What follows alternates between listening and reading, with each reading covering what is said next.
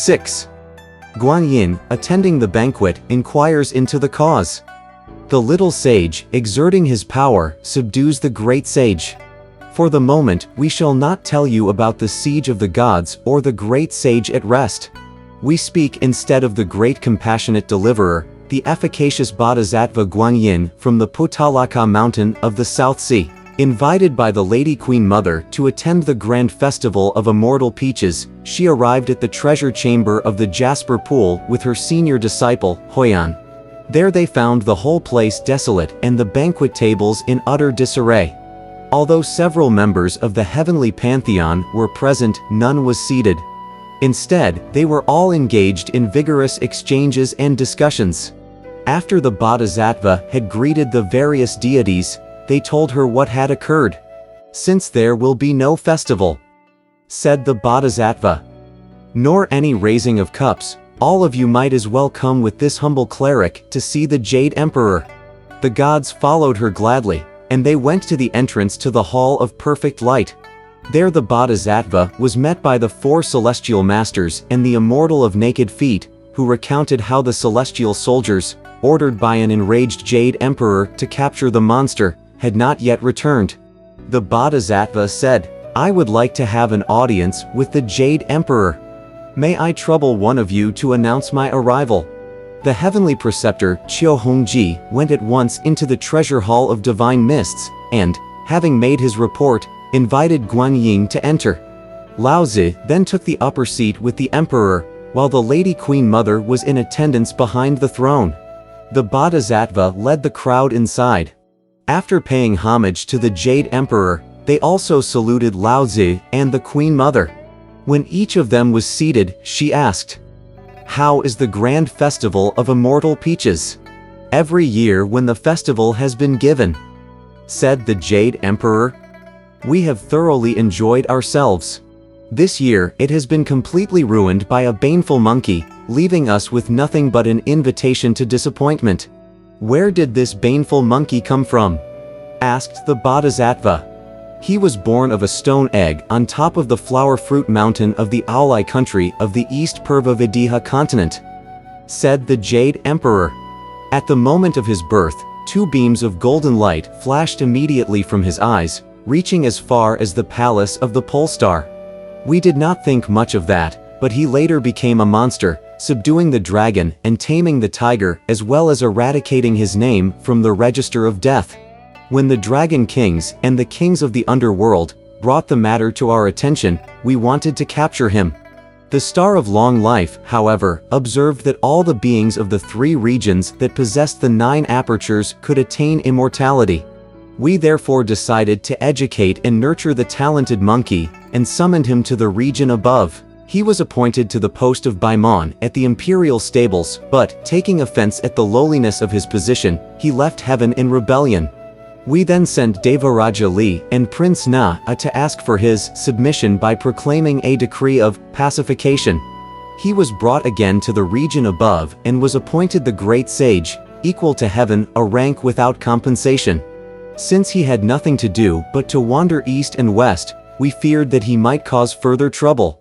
So he was asked to look after the garden of immortal peaches.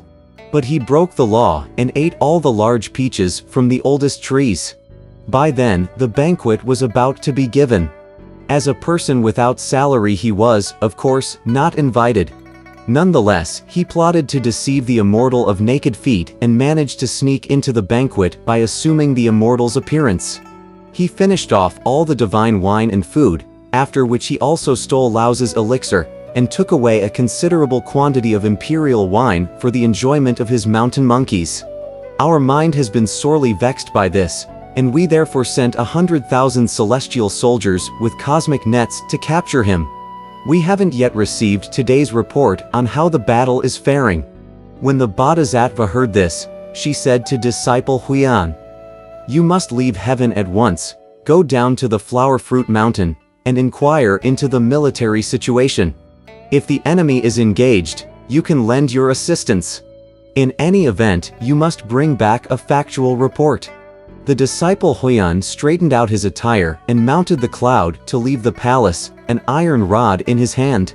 When he arrived at the mountain, he found layers of cosmic net drawn tightly and sentries at every gate holding bells and shouting passwords. The encirclement of the mountain was indeed watertight. Huyan stood still and called out, "Heavenly sentinels, may I trouble you to announce my arrival? I am Prince Mak-a, second son of Devaraja Li, and I am also Huyan, senior disciple of Guanyin of South Sea. I have come to inquire about the military situation." The divine soldiers of the 5 mountains at once reported this beyond the gate. The constellations Aquarius, Pleiades, Hydra, and Scorpio then conveyed the message to the central tent. Devaraja Li issued a directorial flag, which ordered the cosmic nets to be opened and entrance permitted for the visitor. Day was just dawning in the east as Huyan followed the flag inside and prostrated himself before the 4 great Devarajas and Devaraja Li. After he had finished his greetings, Devaraja Li said, "My child, where have you come from?" "Your untutored son," said Huyan. Accompanied the Bodhisattva to attend the festival of immortal peaches. Seeing that the festival was desolate and the jasper pool laid waste, the Bodhisattva led the various deities and your untutored son to have an audience with the Jade Emperor. The Jade Emperor spoke at length about Father and King's expedition to the region below to subdue the baneful monkey. Since no report has returned for a whole day and neither victory nor defeat has been ascertained, the Bodhisattva ordered your untutored son to come here to find out how things stand. "We came here yesterday to set up the encampment," said Devaraja Li. "And the 9 luminaries were sent to provoke battle. But this fellow made a grand display of his magical powers, and the 9 luminaries all returned defeated.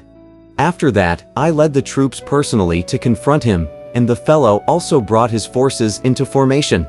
Our 100,000 celestial soldiers fought with him until evening, when he retreated from the battle by using the magic of body division. When we recalled the troops and made our investigation, we found that we had captured some wolves, crawling creatures, tigers, leopards, and the like. But we did not even catch half a monkey monster. And today we have not yet gone into battle." As he was saying all this, someone came from the gate of the camp to report. That great sage, leading his band of monkey monsters, is shouting for battle outside. The 4 Devarajas, Devaraja Li, and the prince at once made plans to bring out the troops, when Mak-a said, "Father King, your untutored son was told by the Bodhisattva to come down here to acquire information. She also told me to give you assistance should there be actual combat. Though I am not very talented, I volunteer to go out now and see what kind of a great sage this is." "Child," said the Devaraja, "since you have studied with the Bodhisattva for several years, you must, I suppose, have some powers. But do be careful, dear prince." Grasping the iron rod with both hands, he tightened up his embroidered garment and leapt out of the gate. "Who is the great sage equal to heaven?" he cried.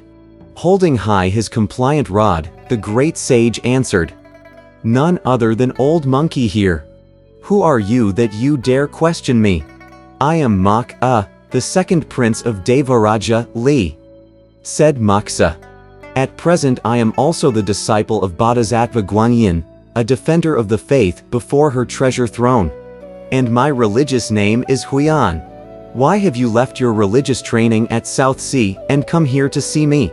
said the great sage. "I was sent by my master to inquire about the military situation," said Mak-a. "Seeing what a nuisance you have made of yourself, I have come specifically to capture you."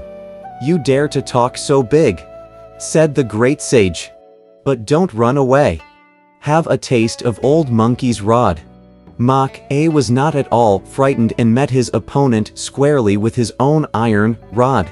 The 2 of them stood before the gate of the camp at mid-mountain, and what a magnificent battle they fought.